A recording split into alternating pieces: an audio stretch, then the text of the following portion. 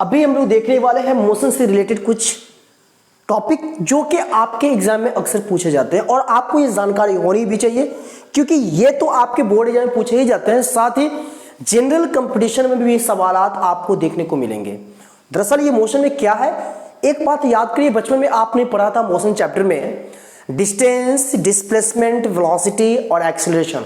उसी में आपने पढ़ा होगा uniform accelerated motion, non uniform accelerated motion, constant speed, कैसा ग्राफ होता है तो हम एक्सेलेरेशन कहते हैं, कैसा ग्राफ होता है तो डिस्प्लेसमेंट कहते हैं, स्लोप होता है तो हम क्या कहते हैं, स्पीड टाइम ग्राफ दे रहा हो और मेरे को डिस्टेंस मालूम करना है तो वहां पे हम क्या करते हैं। ये सारी बातें अभी इस वीडियो में हम लोग देखने वाले हैं, समझने वाले हैं कि ग्राफ जो आपके स्क्रीन पर दिख रहा है वो दरअसल इस ग्राफ का नाम क्या है और कुछ इंपॉर्टेंट बातें भी मैं बताऊंगा आपको। जरा गौर फरमाइएगा, यहां पे क्या है। पहला ग्राफ जो आप देख पा रहे हो डिस्टेंस टाइम ग्राफ। अब सवाल आपसे पूछा जाएगा कि डिस्टेंस टाइम ग्राफ जो होता है वो दरअसल उसको हम कहते क्या है।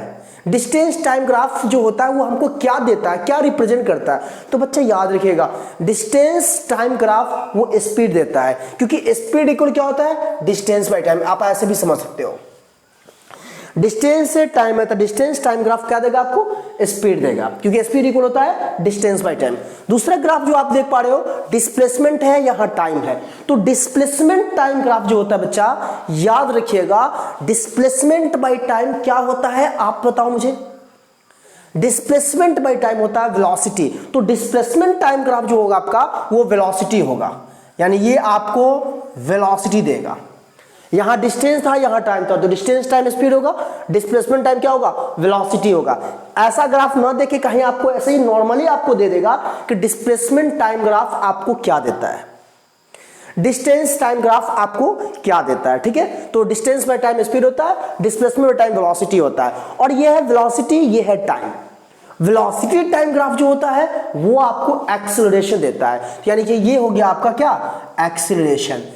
एक बात तो याद रखिएगा कि displacement by time velocity, velocity by time acceleration, और सवाल आपसे ऐसे ही पूछ देगा कि slope of velocity time graph gives us, slope of velocity time graph हमें क्या देगा। तो आप देख पा रहे हो ये स्लोप है और किसका है, वेलोसिटी टाइम, यानी कि एक्सीलरेशन है। और इसी में अगर आप देखोगे स्ट्रेट है तो इसको हम बोलेंगे uniform accelerated motion.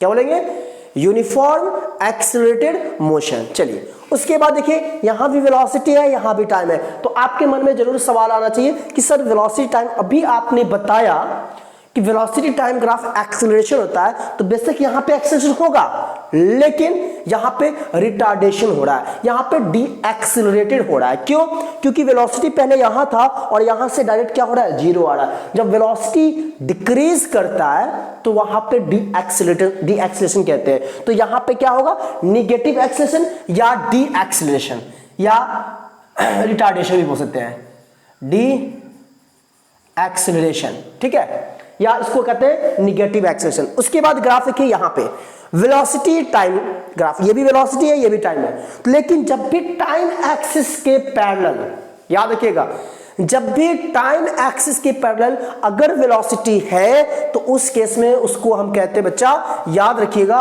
Constant speed. क्या कहते हैं, कांस्टेंट स्पीड, याद रखिएगा हमेशा। जब भी वेलोसिटी टाइम ग्राफ दे रहा हो और उसमें टाइम एक्सिस के पैरेलल है तो उस केस में हम कहते हैं क्या, कांस्टेंट स्पीड। उसके बाद आप ये देखिए, वेलोसिटी है, टाइम है, तो वेलोसिटी टाइम ग्राफ तो एक्सीलरेशन होता है, लेकिन यहां पे जो देख पा रहे हो ना, कर्व देख रहे हो, तो इसको आप और भी नोटिस करना कि वेलोसिटी क्या हो रहा है, बढ़ रहा है, जीरो से ऐसे आया ऐसे आया, मतलब बढ़ रहा है। तो जब बढ़ता है तो हम क्या कहते हैं, एक्सीलरेशन ही तो कहते हैं, लेकिन यहां पे ग्राफ क्या है, कर्व है। तो कर्व जब केस होता है उस केस में हम कहते हैं नॉन यूनिफॉर्म एक्सीलरेटेड मोशन बोलेंगे इसको, एक्सीलरेटेड मोशन, याद रखिएगा।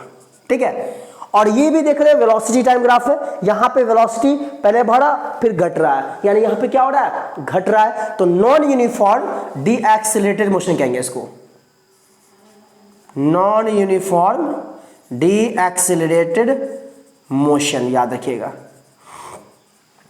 तो इतनी सारे ग्राफ मैंने आपको बताया। इसमें एक और बात याद रखिएगा, एग्जाम में पूछता है, क्या जानते हो कि डिस्प्लेसमेंट को अगर आप 2 टाइम डिफरेंशिएट कर रहे हो, डिस्प्लेसमेंट को 2 टाइम्स डिफरेंशिएट कर रहा हूं, मतलब यह कि डिस्प्लेसमेंट को 2 टाइम्स टाइम के रिस्पेक्ट में हम उसको डिवाइड कर रहे हैं, तो मेरे को रिजल्ट क्या मिलेगा। तो आपके सामने ऑप्शन है, आप बताइए कि वेलोसिटी, एक्सीलरेशन, उसके बाद क्या बोले, वेलोसिटी, एक्सेलरेशन, डिस्टेंस, स्पीड।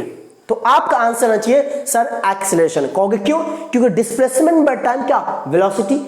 एक बार जब ने डिस्प्लेसमेंट को हम टाइम से डिवाइड किया तो वेलोसिटी आया, और वेलोसिटी को फिर टाइम से डिवाइड करेंगे तो क्या आएगा, एक्सीलरेशन आएगा। यानी पता क्या चला कि if displacement is differentiating with respect to time both 2 times, then that gives us what, acceleration। याद रहेगा।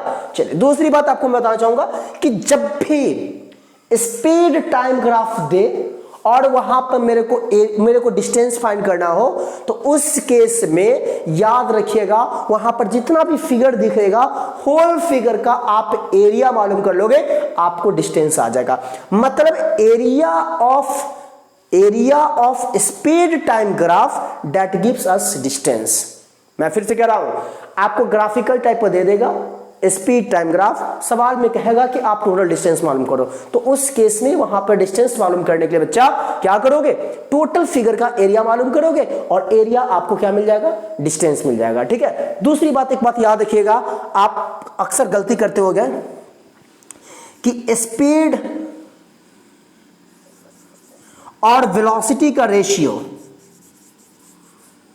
स्पीड और वेलोसिटी का रेशियो हमेशा 1 या 1 से ज्यादा होता है। याद रखिएगा, 1 या 1 से ज्यादा। 1 का मतलब यूनिटी, कहीं कहीं यहां भी देता है कि स्पीड वेलोसिटी का रेशियो यूनिटी से ज्यादा होता है, कम होता है, बराबर होता है। तो याद रखिएगा equal and more than 1, equal and more than 1। लेकिन यही अगर हम आपको कहें वेलोसिटी बाई स्पीड, यानी वेलोसिटी स्पीड का ग्राफ जो होगा वो हमेशा less than and equal to 1 होगा।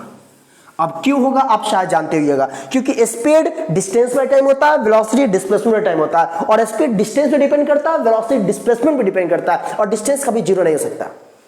तो डिस्टेंस जब जीरो नहीं हो सकता, डिस्प्लेसमेंट आपका जीरो हो सकता है, तो उस केस में तो आप कह सकते हो ना कि स्पीड हमेशा ज्यादा ही होगा, या बराबर भी हो सकता है, बराबर हो सकता है या ज्यादा हो सकता है। लेकिन वेलोसिटी और स्पीड का रेशियो आपसे पूछे तो उस केस में कहिएगा 1 या 1 से कम। उसके बाद डिस्टेंस बाय डिस्प्लेसमेंट, इसका अगर आपसे सवाल अगर बोले तो इसका भी याद रखिएगा more than and equal to 1 होता है, क्योंकि डिस्टेंस हमेशा डिस्प्लेसमेंट से ज्यादा होता है या बराबर भी हो सकता है उस केस में। लेकिन अगर उल्टा अगर पूछ दे, उल्टा मतलब क्या, रिवर्स में displacement by time, displacement by distance, तो इस केस में आपका वैल्यू याद रखिएगा less than and equal to 1 होता है। उम्मीद करता हूं बातें सारी समझ में आई होंगी। तो इतनी सारे ग्राफ मैंने बताया, आई होप कि सारी बातें आपको क्लियर हुई होगी।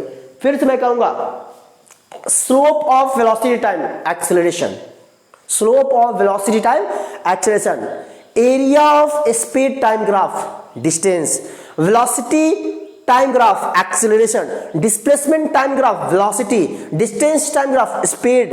और अगर वेलोसिटी टाइम ग्राफ दे रहा हो और वहां पे टाइम एक्सिस के पैरेलल कोई ग्राफ है, तो उस केस में आपका कांस्टेंट स्पीड होगा, और कांस्टेंट स्पीड में जनरली एक्सेलरेशन 0 होता है।